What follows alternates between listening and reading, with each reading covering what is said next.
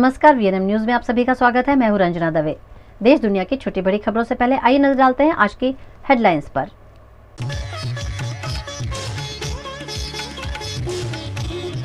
संसद भवन के इनॉग्रेशन पर जारी होगा 75 रुपए का सिक्का, प्रधानमंत्री के हाथों होगा लॉन्च।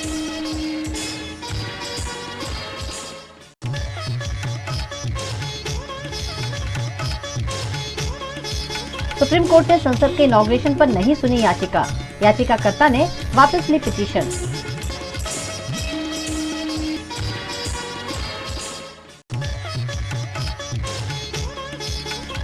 और राहुल गांधी को आखिरकार मिल गई विदेश जाने की इजाजत, कोर्ट ने दी एनओसी।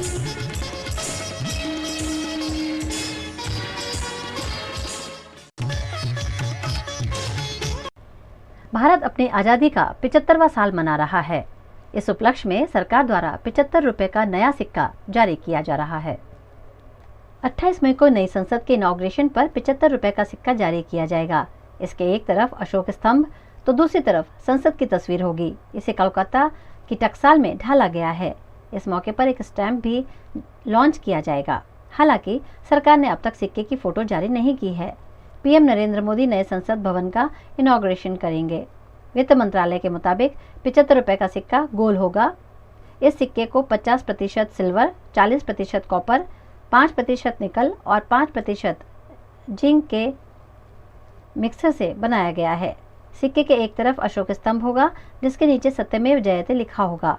इस सिक्के की बाईं ओर देवनागरी में भारत और दाईं ओर अंग्रेजी में इंडिया लिखा होगा। नए सिक्के में रुपए का साइन होगा और लायन कैपिटल के नीचे 75 रुपए भी लिखा होगा। सिक्के की दूसरी साइड पर संसद परिसर की तस्वीर होगी। तस्वीर के ऊपर देवनागरी में संसद संकुल और नीचे अंग्रेजी में पार्लियामेंट कॉम्प्लेक्स लिखा होगा। संसद भवन के उद्घाटन को लेकर दायर की गई याचिका पर सुप्रीम कोर्ट ने याचिकाकर्ता को जमकर फटकार लगाई। नए संसद भवन का उद्घाटन राष्ट्रपति से करवाने की मांग वाली याचिका शुक्रवार को सुप्रीम कोर्ट ने नहीं सुनी। कोर्ट ने बस इतना कहा, समझ में नहीं आता कि आप लोग ऐसी याचिका लाते ही क्यों हैं, इसमें आपका क्या इंटरेस्ट है। इसके बाद याचिकाकर्ता एडवोकेट जयासुकिन ने पिटीशन वापस ले ली। उन्होंने कहा कि वे हाईकोर्ट भी नहीं जाएंगे। सुनवाई के दौरान जस्टिस माहेश्वरी ने कहा, काफी देर तक बहस करने के बाद याचिका वापस लेने की अनुमति मांगी गई है। उन्होंने सॉलिसिटर जनरल से पूछा, मिस्टर एसजी, आपको कोई समस्या? इस पर एसजी मेहता ने कहा, याचिका वापस लेने का मतलब है कि वे हाईकोर्ट जाएंगे और बहस करेंगे। अदालत को कहना चाहिए कि इन मामलों में बहस ही नहीं करनी है। इसके बाद याचिकाकर्ता एडवोकेट जयासुकिन ने पिटीशन वापस ले ली। उन्होंने कहा कि वे हाईकोर्ट भी नहीं जाएंगे। सुकिन ने गुरुवार को ये याचिका दायर की थी। उन्होंने कहा था कि लोकसभा सचिवालय ने राष्ट्रपति को इनॉग्रेशन में न बुलाकर संविधान का उल्लंघन किया है। मामले में लोकसभा सचिवालय, गृह मंत्रालय और कानून मंत्रालय को पार्टी बनाया जाए। कांग्रेस के नेता राहुल गांधी को आखिरकार विदेश जाने की अनुमति दिल्ली कोर्ट द्वारा दे दी गई है। राहुल गांधी को 3 साल के लिए नया पासपोर्ट मिलेगा। इस मामले पर दिल्ली की राउज एवेन्यू कोर्ट में शुक्रवार को सुनवाई हुई। कोर्ट ने कांग्रेस नेता राहुल गांधी की नया पासपोर्ट जारी करने की याचिका मंजूर कर ली है, लेकिन कहा है कि कोर्ट का नो ऑब्जेक्शन सर्टिफिकेट केवल 3 साल के लिए ही वैध होगा। मानहानि केस में संसद सदस्यता रद्द होने के बाद राहुल गांधी ने अपना डिप्लोमेटिक पासपोर्ट सरेंडर कर दिया था। उन्होंने नया पासपोर्ट जारी किए जाने की मांग की थी। खबरों का दौर यूं ही चलता रहेगा। फिलहाल वक्त है एक ब्रेक का।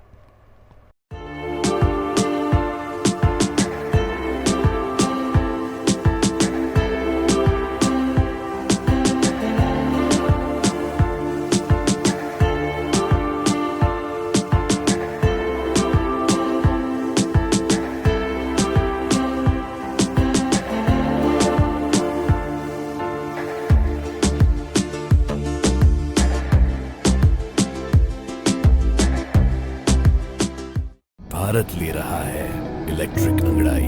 क्यों ना हम साथ चले, साथ चले, साथ बढ़े, साथ बढ़े, देश मेरे, देश मेरे।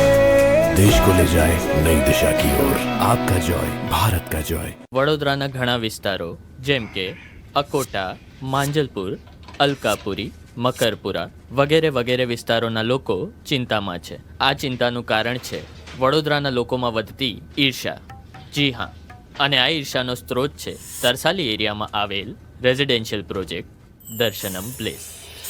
ઘણી બધી એમ્યુનિટીઝથી ભરપૂર આ 2 અને 3 BHK પ્રોજેક્ટ બની ગયો છે નવા ઘર શોધવાવાળા લોકો માટે એક અનોખો અવસર.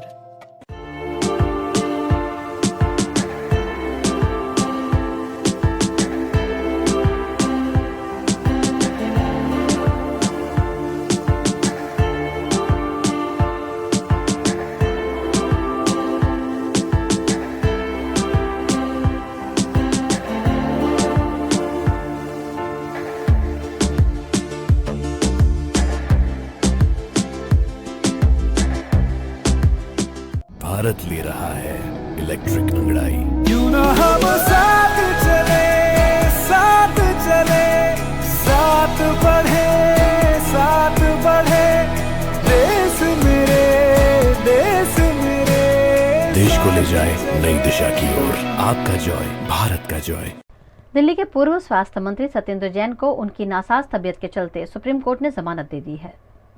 दिल्ली के पूर्व स्वास्थ्य मंत्री सत्येंद्र जैन को सुप्रीम कोर्ट ने आज शुक्रवार को 6 हफ्तों की जमानत दे दी है.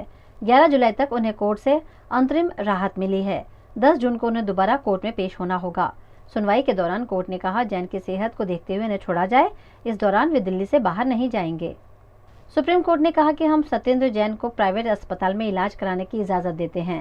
जैन किसी भी गवाह को प्रभावित नहीं करेंगे. अदालत की इजाजत के बगैर वो दिल्ली से बाहर नहीं जाएंगे. बेल के दौरान जो भी इलाज किया जा रहा है उसके दस्तावेज अदालत के सामने पेश किए जाएं. गुजरात के सूरत में बागेश्वर धाम के धीरेन्द्र शास्त्री के दिव्य दरबार के आयोजन को लेकर विरोध उठा है. सूरत में बागेश्वर धाम के धीरेन्द्र शास्त्री का दिव्य दरबार लगने से पहले ही विरोध का माहौल है. विरोधियों ने सूरत के लिंबायत विस्तार में दिव्य दरबार के कार्यक्रम के लगे बैनर्स फाड़ दिए हैं. ये स्थल पुलिस स्टेशन से केवल 700-800 मीटर की दूरी पर ही है, लेकिन पुलिस ये पता नहीं लगा पाई कि ये बैनर किसने फाड़े. आयोजक समिति द्वारा भी इस मुद्दे को गंभीरता से लिया गया है. इस विरोध को लेकर स्थिति को काबू करने पुलिस तंत्र सज्ज हो गया है. विरोध के बीच बाबा बागेश्वर सूरत पहुंच गए हैं. उन्होंने एक पत्रकार परिषद में अपने अंदाज में बयानबाजी की. जय गरवी गुजरात, जय बागेश्वर धाम की. गुजरात भक्ति का प्रदेश है और सर्वत्र यहाँ राम नाम की धूम है. प्रथम बार इतने समय के लिए जो है गुजरात में आए हैं. अब हम कुछ दिन गुजारेंगे गुजरात में. सनातन संस्कृति की जागरूकता की बहुत आवश्यकता है. हम लोग केवल टीवी और मोबाइल तक सीमित हैं. हमें अपने सनातन संस्कृति का प्रचार अब दिलों तक करना पड़ेगा. तब आपने हिंदू राष्ट्र की बात की, तो किस हिसाब का हिंदू राष्ट्र होना चाहिए? पहली बात तो हिंदू राष्ट्र की बात कोई गलत नहीं है. भारत हिंदू राष्ट्र था, है और घोषित पुनः होकर रहेगा. और हमारा ध्येय कागजी तौर पर हिंदू राष्ट्र की उद्देश्य नहीं है. हमारा ध्येय प्रत्येक हिंदू के हृदय में हिंदू राष्ट्र जग जाए ताकि वो अपनी संस्कृति को सुरक्षित व संरक्षित रख सके. गुजरात में पूरा विरोध भी हुआ आपके आने से पहले. हनुमान जी के लंका जाने से उनका भी विरोध हुआ. राजकोट में आप पर एक इनाम रखा गया है. उन्होंने कहा कि राजकोट में किस प्रकार से नशा होता है बाबा ये बता दें, तो उनको 5 लाख रुपए का इनाम दिया जाएगा. कोई फरमाइशी प्रोग्राम नहीं है और लाखों अरबों पति और खरबपति हम इनकी तरफ, हम तुम्हारे 2 रुपया या 5 रुपया के पीछे नहीं पड़ते हैं, ना करोड़ों के पीछे. हम तो दिल के पीछे भागते हैं. कोई राम नाम का भावुक आएगा तो बताना तो ठीक है, जना भी देंगे. बाकी कोई अगर पैसे पर तौल कर देखे तो बागेश्वर धाम ना तो किसी VIP को जो ट्रीटमेंट देता है, न बागेश्वर धाम पीठ किसी भी प्रकार के धन के लालच में जाती है, न कभी जाएगी. और इस प्रकार के वाहियात क्वेश्चन के उत्तर हम नहीं देते.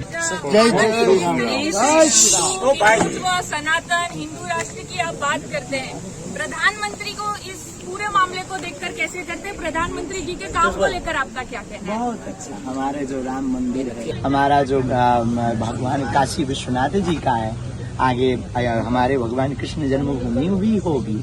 ये जो कार्य है ना, हमारी सनातनीय संस्कृति के पुरोद्धार है. निश्चित रूप से इन सब कार्यों से हम अति प्रसन्न हैं. और कोई भी हो, देखो हम पहली बात क्लियर कर दें, हम किसी भी पार्टी के नहीं हैं. और सभी पार्टियों को हम ये कहेंगे कि हमको किसी भी पार्टी से ना जोड़ें, हमको एक ही पार्टी से जोड़ें, बजरंगबली की पार्टी. केंद्रीय विदेश मंत्री डॉक्टर सुब्रमण्यम जयशंकर 2 दिनों की नर्मदा जिला यात्रा पर हैं, जहां उन्होंने सांसद के तौर पर गोद लिए गांव का दौरा किया। केंद्रीय विदेश मंत्री सुब्रमण्यम जयशंकर ने गुजरात के नर्मदा जिले की मुलाकात ली और तिलकवाड़ा तहसील में सांसद आदर्श ग्राम योजना के अंतर्गत व्याघर गांव में स्मार्ट आंगनवाड़ी का भूमि पूजन किया। उन्होंने गरुड़ेश्वर तहसील के आमदला गांव जाकर यहां के ग्रामीण लोगों से बातचीत की और हेल्थ एंड वेलनेस सेंटर की मुलाकात की। इन 2 दिनों में वे डेडियापाड़ा, सागबारा आदि गांव की भी मुलाकात लेंगे। इस मौके पर उन्होंने कनाडा द्वारा 5 राज्यों के वीजा पर लगाए गए प्रतिबंध एवं नए संसद भवन के उद्घाटन मुद्दे विपक्ष के विरोध पर भी टिप्पणी की। पंजाब हरियाणा नहीं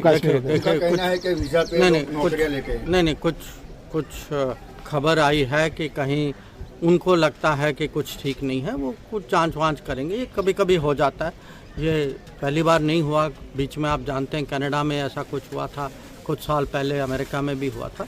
मुझे पूरा विश्वास है कि उसमें जो भी करना है वो करेंगे, पर हम तो चाहते हैं कि जो असली विद्यार्थी जो हैं उनका हित जो है उसको सामने रखते हुए मुझे पूरा विश्वास है कि इसका समाधान नहीं। भारत क्या करेगा इसके लिए? हम अभी देखते हैं। देखिए अभी बात खबर आपको अभी मिली, अब मैं आपके साथ खड़ा हूँ तो मैं आपको थोड़ी कह सकता हूँ कि भारत सर, उनका दावा है कि स्टूडेंट वीजा पे लोग नौकरी के लिए जाता है, जॉब करने जाते हैं। अरे भाई देखिए, उनका दावा तो होगा, अब कुछ हो, ये नहीं कि सब लोग कर रहे हैं, कहीं ना कहीं किसी ने हो सकता है कि कुछ किया हो, तो उसकी जांच होती है ना। सरकारें ऐसे थोड़ी कि अफवाह पे थोड़ी चलती, तो अगर कुछ होगा देखिए हम वो सरकारें, हम सरकारें जिम्मेदार लोग हैं भाई, हम एक दूसरे से बात करके कुछ जो करना है वो करें। सर, एक आखिरी सवाल, लोकसभा का उद्घाटन हो रहा है लेकिन विपक्ष लामबंद है, विपक्ष का ये कहना है कि ये वो विरोध करे, इसको उनका क्या जवाब है? देखिए अब आप तो ये पिछले कुछ दिनों से ये बहस आप सुन रहे हैं और मुझे तो लगता है कि जो उद्घाटन जो हो रहा है होगा, ये लोकतंत्र का एक उत्सव है और हमें उस स्पिरिट में लेना चाहिए। ये विवाद का विषय नहीं बनना चाहिए। ये दुर्भाग्य है अगर ये बनता है, और ये मुझे आप जानते हैं कि कुछ लोगों की ये कोशिश है, पर मुझे लगता है कि राजनीति की भी कुछ सीमा होनी चाहिए और कम से कम ऐसे मौके पे हम पूरे देश को सब मिलजुल कर इसको मनाना। वीएनएम टीवी की खबरें अब आप यूट्यूब, फेसबुक, इंस्टाग्राम के अलावा ओटीटी प्लेटफॉर्म्स पर भी लाइव देख सकते हैं। डेली हंट, जियो टीवी, वोडाफोन टीवी पर 24 घंटे वीएनएम टीवी आपके लिए उपलब्ध है, तो देखते रहिए VNM TV. VNM news room से आज बस इतना ही। कल फिर मुलाकात होगी, तब तक के लिए इजाजत दीजिए। नमस्कार।